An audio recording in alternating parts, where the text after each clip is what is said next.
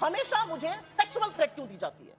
औरत को जब आपको बोलना है, और ये उन लोगों की मैं बात कर रही हूं जिसको इस देश के प्रधानमंत्री और गृह मंत्री फॉलो करते हैं, मेरे पास साक्ष्य है इस बात की। मुझे ऐसे मेल्स आते हैं लोगों के जो ये कहते हैं आपने टीवी डिबेट में ये कहा, आपकी लड़की के साथ मैं ये कर दूंगा। कैसे कर देंगे आप? तो बता दूं, मेरी लड़की को रेप करने की थ्रेटनिंग आई, मैंने पुलिस में उसकी दर्ज करने की कोशिश करी, वो नहीं दर्ज हुआ। मैंने पार्टी छोड़ी थी, मुझे भी अनगिनत वीडियो कॉल्स आती थी, लोग अपने प्राइवेट पार्ट्स खोल के उसमें व्हाट्सएप कॉल्स करते थे। मेरे साथ इतनी बड़ी घटना हुई, मेरा रोता हुआ, चिल्लाता हुआ, रोता परेशान वीडियो आया, मेरे को आदमियों ने बंद कर दिया कांग्रेस ऑफिस के अंदर। लेकिन एक कांग्रेस की महिला ने, एक ने फोन करके, ठीक है आपको साथ नहीं रहना मत हो, आपको अपनी कुर्सी का लालच है, हो सकता है आपका हाईकमांड नाराज हो जाएगा, बात हो गया, कुछ बोल दिया, तो आप फोन उठा के एक महिला होने के नाते, जैसा मैंने कहा, सब मुझे जानती है, सब मुझसे बात करती कि राधिका आइए, ओके, हमने तुम्हारा रोता हुआ वीडियो सुना, क्या हुआ था अंदर, क्या हुआ था जब उस कमरे में बंद किया गया। आक्रोश आता है कि पुलिस ने कोई कंप्लेंट नहीं लिखी, लेकिन बोला जाता है कि आप चुनाव लड़ने का हमारा समय है, हम चुनाव के बीच में है, तुम चुप हो जाओ। ये लोग बोलते हैं, आदमी बोलते हैं उस पार्टी में, तो ये बोला जाता है चुनाव ज्यादा जरूरी है, तुम्हारी इज्जत नहीं, तुम्हारा साथ जो हुआ वो नहीं। जो सुप्रिया जी ने कहा, अगर इनकी रिपोर्ट नहीं लिखाई गई है, I will initiate this and I will ensure कि आपके खिलाफ जो हुआ है, आपकी बेटी के खिलाफ जो बोला गया है, उसके खिलाफ रिपोर्ट करी जाए, और हम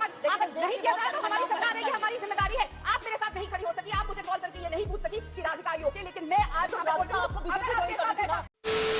नमस्कार दोस्तों, जय श्री राम। दोस्तों आज का ये डिबेट वीडियो कोई डिबेट वीडियो नहीं बल्कि धमाकेदार डिबेट होने वाला है, क्योंकि आज के डिबेट में हमें दो ऐसी महिलाएं देखने को मिलने वाली हैं जो कि अपने आप में ही काफी धाकड़ होती हैं।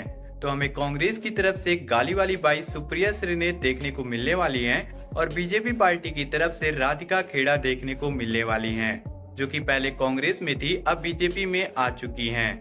तो आज का ये डिबेट महिला सुरक्षा को लेके चल रहा था, जिसमें सुप्रिया श्रीनेत महिला सुरक्षा को लेके काफी बड़ी बड़ी बातें बोलती हैं और बातों ही बातों में बीजेपी के ऊपर तंज कसने लगती हैं। फिर राधिका खेड़ा जब बोलना शुरू करती हैं तो वो सारी बातें बोल देती हैं जो कांग्रेसी प्रवक्ता उनके साथ किया करते थे। तो ये सब बात सुनने के बाद सुप्रिया श्रीनेत की बोलती बंद हो जाती है और वो डिबेट में ही काफी अच्छे से एक्सपोज हो जाती हैं। तो आज का ये वीडियो बहुत ही मजेदार होने वाला है, तो आप लोगों से अनुरोध है वीडियो को शुरू से लेके अंत तक पूरा देखिएगा, तभी आप लोग को पूरा वीडियो समझ में आने वाला है। वीडियो पसंद आता है तो वीडियो को लाइक करिएगा, चैनल को भी सब्सक्राइब करिएगा। चलिए अब बिना किसी देरी के मेन डिबेट को स्टार्ट करके देख लेते हैं। क्या बात है, चलिए। मेरा अपना मानना है कि तेरा रेप वर्सेस मेरा रेप की राजनीति कब बंद होगी, या हम ये डिस्कस करेंगे कि हमारी औरतें आज कहां सेफ हैं। खेत में काम करने वाली मजदूर सेफ नहीं है। किसी लड़की की ख्वाहिश है गांव कस्बे में कि वो पढ़ लिख कर आगे जाए, उसके साथ रेप हो जाता है, कहा जाता है वो गन्ने के खेत में क्यों थी। रेप एक सड़क चलती लड़की के साथ हो जाता है। रेप एक, मतलब आप ये सोचिए कि सोशल हायरार्की में एक डॉक्टर कहां है, इतनी पढ़ी लिखी सम्रांत लड़की के साथ रेप हो जा रहा है, और हम ये चर्चा नहीं कर रहे कि हम औरतों को सेफ कैसे बनाएंगे। मुझे ऐसा लगता है, इस पर मुझे आक्रोश है। मैं एक महिला हूं, मेरे घर पे महिलाएं हैं, मेरी बच्ची है, मैं उसकी आंख में आंख डाल के नहीं कह सकती हूं कि बात सुरक्षित है, और हिंदुस्तान के किसी राज्य में सुरक्षित नहीं है, यह भी मैं कहने को तैयार हूं, मैं ये स्वीकारने को तैयार हूं। अच्छा, मुझे ऐसा लगता है कि, और लगता क्या है, ये सच्चाई है कि हम जिस भारत में रहते हैं उस भारत में जब एक महिला के साथ दुष्कर्म होने जा रहा था तो महाभारत छिड़ गई थी। हम उस संस्कृति से आते हैं, उस सभ्यता से आते हैं जहाँ पे महिला की इज्जत पे बात आती है तो महाभारत हो जाती है। लेकिन आज राजनीतिक गिद्ध हो चुके हैं सब, और जब महिला की बात आती है तो महिला ही महिला की दुश्मन बन के खड़ी हो जाती है, और महिला ही महिला के साथ नहीं खड़ी होती। जब एक महिला के साथ कुछ होता है और एक महिला उसके साथ खड़ी होगी तो उसको हिम्मत मिलेगी अपनी लड़ाई लड़ने के लिए। हाँ, ये बात जरूर है कि ये चीज तो होनी नहीं चाहिए, समाज में चेंज आने की जरूरत है। लेकिन जब ऐसी कोई जघन्य अपराध होता है तो एक महिला ही अगर इंसेंसिटिव हो जाएगी, महिला ही एक महिला का कैरेक्टर उछालने लगेगी, और जब एक महिला अपनी आवाज उठाती है तो सब मिलकर उसका कैरेक्टर असैसिनेशन करना शुरू कर देते हैं। ये चीजों से हमें बदलना है और महिला को महिला के साथ खड़ा होना है ताकि वो सशक्त बने। ये बड़ी अच्छी बात कही आप। इस पे राजनीति क्यों कर रहे हो भाई? उस समस्या एक बड़ी समस्या है जिसका हमें सबको मिलके उसका समाधान करना है, और जो अपराधी उसको पकड़ के सजा दिलानी, बजाय इसके आप राजनीति करने लगते हो। अगर पश्चिम बंगाल में किसी महिला के साथ अन्याय होता है तब तो आप हर जगह भारतीय जनता पार्टी घूम घूम के प्रेस कॉन्फ्रेंस करेगी, लेकिन जब हाथरस की बेटी के साथ अन्याय होगा या पहलवान बेटियों के साथ अन्याय होगा तब आप चुप्पी साथ जाओगे। तो ये सिलेक्टिव ठीक नहीं है ना, चाहे कोई पार्टी हो, चाहे कोई दल हो, चाहे हमारा दल हो या दूसरी पार्टी। बिल्कुल सिलेक्टिव ठीक नहीं है, इसलिए जब हाथरस में कुछ होता है या यूपी में कहीं और होता है तो कांग्रेस जो पॉलिटिकल ट्रेजेडी टूरिज्म के लिए आते नहीं, ये बात कहना जरूरी है, क्योंकि आप बार बार ये कह रहे हैं कि Bharatiya Janata party press conference करती है, तो आज क्यों अयोध्या भी यूपी में अंदर ही है, वहां पे भी भारतीय जनता पार्टी की सरकार है। कन्नौज भी यूपी में है, वहां भी भारतीय जनता पार्टी की सरकार है। क्योंकि वहां पे जो लोग संलिप्त पाए जा रहे हैं आपकी पार्टी से आ रहे हैं, तो आज क्यों राहुल गांधी वहां नहीं पहुंचे? एक मिनट, मैं आपके बीच में नहीं बोली थी। वहां पे ट्वीट आ जाता है कि मैं देखूंगा कौन मुझे रोकता है जाने से। अब क्यों नहीं आ रहा? 5 दिन नेता प्रतिपक्ष है, इस बात के लिए पूरी कांग्रेस खड़ी हो गई। ये सवाल इसलिए उठता है कि जो महिला न्याय की बात करते हैं, जो देश को कहते हैं कि डरो मत, वो ममता बनर्जी से डर के 5 दिन इंतजार करते हैं एक ट्वीट करने के लिए। ठीक है, आप नहीं करना चाहते, लेकिन 5 सेकंड नहीं लगाते कि राहुल गांधी को तीसरी रो में क्यों बिठा दिया। वो ज्यादा बड़ा मुद्दा है, ये नहीं सोचा था कि वो लड़की और उसका परिवार अब किसी कुर्सी पे बैठने लायक नहीं बचे। वो लड़की जीवन अब तो गई, वो कहीं किसी कुर्सी पे नहीं बैठेगी। वो कुर्सी इंपॉर्टेंट नहीं थी, जहां पे वो थी वहां पे लोगों का इलाज कर रही थी। ये पॉलिटिकल गिद्दिज्म नहीं चलेगा। Good question, you are a good. ये बताइए, अगर कोई ट्वीट नहीं करेगा या राहुल गांधी नहीं जाएंगे तो आप बच्ची को न्याय नहीं दिलाएंगे? क्यों नहीं आप दिलाएंगे? सरकार की जिम्मेदारी नहीं होगी? बिल्कुल है। तो फिर आप हाथरस जा रहे हैं तो आप यहाँ भी जाइए ना, अयोध्या क्यों नहीं गए? कमाल मैं बोलूं, सुप्रिया जी कुछ कहना चाहते हैं। मैं एक चीज कहना चाहती हूँ, यहाँ पे बहुत चर्चा पोर्नोग्राफी की हो रही है। बिल्कुल, जो भी चीज मुझे लगता है कि लाखों करोड़ की ड्रग्स पकड़ी जा रही हैं, अगर किसी पोर्ट पर उस पर भी चर्चा होनी चाहिए। एक्सेस टू पोर्नोग्राफी पर भी चर्चा होनी चाहिए। 9 साल का बच्चा 4 साल की लड़की का रेप कर दे रहा है, उस पर भी चर्चा होनी चाहिए। लेकिन एक चर्चा ये भी होनी चाहिए, हम लोग राजनीतिक दल के लोग हैं और मैं ये बात बिल्कुल यहाँ पे कहती हूँ, मेरा किसी से नीतिगत विरोध हो सकता है, मेरा किसी से हो सकता है तू मैं भी हो जाए, लेकिन हमेशा एक औरत को, और ये मैं सोशल मीडिया की बात कर रही हूं, ये मैं लार्जर सोसाइटी की बात कर रही हूं, हमेशा मुझे सेक्सुअल थ्रेट क्यों दी जाती है? औरत को जब आपको बोलना है, और ये उन लोगों की मैं बात कर रही हूं जिसको इस देश के प्रधानमंत्री और गृह मंत्री फॉलो करते हैं, मेरे पास साक्ष्य है इस बात के, मुझे हमेशा अगर अपमानित किया जाएगा तो सेक्सुअल वे में क्यों किया जाता है?